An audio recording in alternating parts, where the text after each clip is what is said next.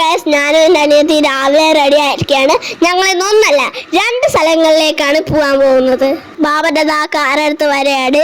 ഞങ്ങൾ ഇന്ന് ആദ്യം പോകുന്നത് കൊച്ചി രംഗനാഥ സ്വാമി ക്ഷേത്രത്തിലേക്കാണ്. അത് കഴിഞ്ഞ് തഞ്ചാവൂർ ബൃഹദേശ്വര ക്ഷേത്രത്തിലേക്കാണ് പോകുന്നത്. ഞങ്ങളിതാ യാത്ര തുടങ്ങി. ഞാൻ കഴിഞ്ഞ വീഡിയോയിൽ പറഞ്ഞ പോലെ റോഡ് സൈഡിൽ എവിടെ നോക്കിയാലും നെൽപ്പാടങ്ങളും വയലുമാണ്. നല്ല ഭംഗിയാണ് അത് കാണാൻ. ഇപ്പൊ ഏർലി മോർണിംഗ് ആയതുകൊണ്ട് നല്ല മഞ്ഞും ഉണ്ടായിരുന്നു. ഞങ്ങള് യാത്ര തുടങ്ങിയിട്ട് ഇപ്പൊ 2 മണിക്കൂറായി. ബ്രേക്ക്ഫാസ്റ്റ് കഴിക്കാൻ വേണ്ടി ഇറങ്ങിയിരിക്കുകയാണ്. A2Bയിലായിരുന്നു കഴിക്കാൻ വന്നത്. ഞാൻ ഒരു ഇഡലി സെറ്റ് ഓർഡർ ചെയ്തു. എനിക്ക് ഏറ്റവും ഇഷ്ടപ്പെട്ടത് അമ്മ മിനി ടിഫിൻ ഓർഡർ ചെയ്തതിൽ കൂടെ കിട്ടിയ കേസരിയാണ്. ബ്രേക്ക്ഫാസ്റ്റ് കഴിഞ്ഞ് ഞങ്ങളിതാ വീണ്ടും യാത്ര തുടങ്ങി. പിന്നെയും ഒരു 2 മണിക്കൂർ കഴിഞ്ഞപ്പോൾ ഞങ്ങൾ ചായ കുടിക്കാൻ നിർത്തി. ഇവിടുത്തെ മിക്ക കടകളിൽ നമ്മൾ നോർമൽ ചായ, കാപ്പി, അതല്ലാതെ കരിപ്പട്ടി ചായ, കരിപ്പട്ടി കാപ്പി അങ്ങനെയൊക്കെ കിട്ടുന്നുണ്ട്. ഞാനും ഒരു കരിപ്പട്ടി ചായ വാങ്ങിച്ചു. ഗുപ്തനെ പോലെ ഊതി ഊതി കുടിച്ചു. ഇനി ഒരു 1 hour ഡ്രൈവും കൂടെ ഉണ്ട് രംഗനാഥ സ്വാമി ക്ഷേത്രം എത്താൻ. ഞങ്ങളെ ഫസ്റ്റ് ഡെസ്റ്റിനേഷനിൽ എത്തിയിരിക്കുകയാണ്. തിരുച്ചിറപ്പള്ളിയിലെ ശ്രീരംഗം ദ്വീപിലാണ് ശ്രീരംഗനാഥ സ്വാമി ക്ഷേത്രം. ഏഷ്യയിലെ ഏറ്റവും വലിയ ഗോപുരമുള്ളത് ഈ ക്ഷേത്രത്തിലാണ്. 21 ഗോപുരങ്ങളാണ് ഈ ക്ഷേത്രത്തിലുള്ളത്. ഏറ്റവും വലിയ ഗോപുരം 73 മീറ്റർ നീളമുണ്ട്. നിത്യപൂജ ഉള്ള ക്ഷേത്രങ്ങളിൽ വെച്ച് ലോകത്തിലെ ഏറ്റവും വലിയ ക്ഷേത്രമാണിത്. ഭൂലോക വൈകുണ്ഠം എന്നറിയപ്പെടുന്നതും ഈ ക്ഷേത്രമാണ്. 1000 കൽത്തൂണുകൾ കൊണ്ടുള്ള മണ്ഡപം ഇവിടെയുണ്ട്. ഇപ്പോൾ അറ്റകുറ്റപ്പണികൾ നടക്കുകയാണ്. കമ്പരാമായണം എഴുതിയത് ഇവിടെ ഇരുന്നാണ്. നിങ്ങളൊരു വിശ്വാസിയാണെങ്കിലും അല്ലെങ്കിലും തീർച്ചയായും കണ്ടിരിക്കേണ്ട ഒരു നിർമ്മിതിയാണിത്.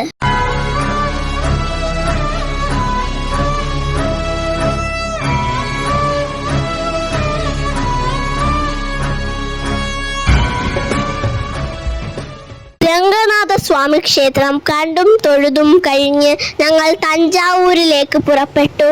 ഞങ്ങൾ ഇവിടെ സ്റ്റേ ചെയ്യാണ്. സോ ആദ്യം പോയത് ഞങ്ങൾ റൂം ബുക്ക് ചെയ്ത ഹോട്ടലിലേക്കാണ്.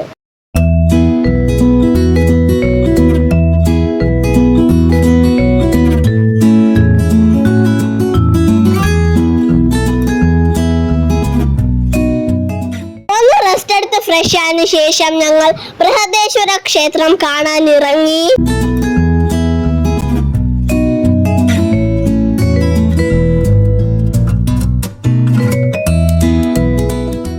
ഗായ്സ്, ഇതാണ് ബൃഹദേശ്വര ക്ഷേത്രം. ഇതിന്റെ ഭംഗിയെക്കുറിച്ച് എന്താ പറയേണ്ടതെന്ന് എനിക്കറിയില്ല.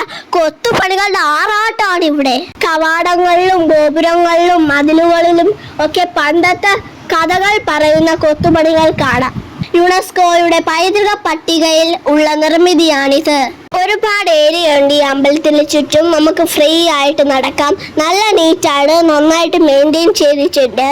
ഇവിടുത്തെ ഗോപുരങ്ങളുടെ മറ്റൊരു പ്രത്യേകത, നമ്മൾ ഓരോ സൈഡിൽ നിന്ന് നോക്കുമ്പോഴും ഓരോ ഭംഗിയാണ് ഗായ്സ്. അച്ഛൻ മുകളിലേക്ക് നോക്കി നടക്കുന്നുണ്ടോ? ഇവിടെ വന്നാൽ നമ്മൾ അങ്ങനെ നടന്നു പോകും. കാരണം ഇവിടുത്തെ കൺസ്ട്രക്ഷൻ എത്ര കണ്ടാലും മതി വരില്ല. നല്ല പ്ലസന്റ് ക്ലൈമറ്റ് ആയിരുന്നു ഇവിടെ. അതുകൊണ്ട് ഞാനും വാച്ചി കുറച്ചു നേരം ഓടിക്കളിച്ചു. നമുക്ക് കുറെ നേരം റിലാക്സ് ചെയ്തിരുന്ന് ഫോട്ടോസ് ഒക്കെ എടുക്കാം. ഈ അമ്പലം രാവിലെ കാണുമ്പോൾ ഒരു ഭംഗി, വൈകുന്നേരം കാണുമ്പോൾ ഒരു ഭംഗി. അതോടെ ഞങ്ങൾ നാളെ രാവിലെയും കൂടി വന്ന് തൊഴാന്ന് വിചാരിച്ചു. അതുകൊണ്ടാണ് ഇന്ന് ഇവിടെ സ്റ്റേ ചെയ്യുന്നത്. ഇനി ഞങ്ങൾ ഇവിടുത്തെ ഒരു ഫേമസ് വെജ് റെസ്റ്റോറൻറ്റിൽ കഴിക്കാൻ പോവുകയാണ്. ഇത് ഇവിടുത്തെ ഒരു സിഗ്നേച്ചർ ഡിഷായ പോട്ട് പൊറോട്ട എന്ന് പറയുന്ന ഐറ്റമാണ്. നല്ലൊരു ദിവസമായിരുന്നു. കുറെ കാഴ്ചകൾ കണ്ടു. ഞങ്ങൾ കണ്ടത് നിങ്ങൾക്ക് കൂടി കാണിക്കാൻ പറ്റിയതിൽ സന്തോഷം. ഇത് ഞങ്ങൾ റൂമിലേക്ക് പോവുകയാണ്. ടാറ്റാ, ബൈ.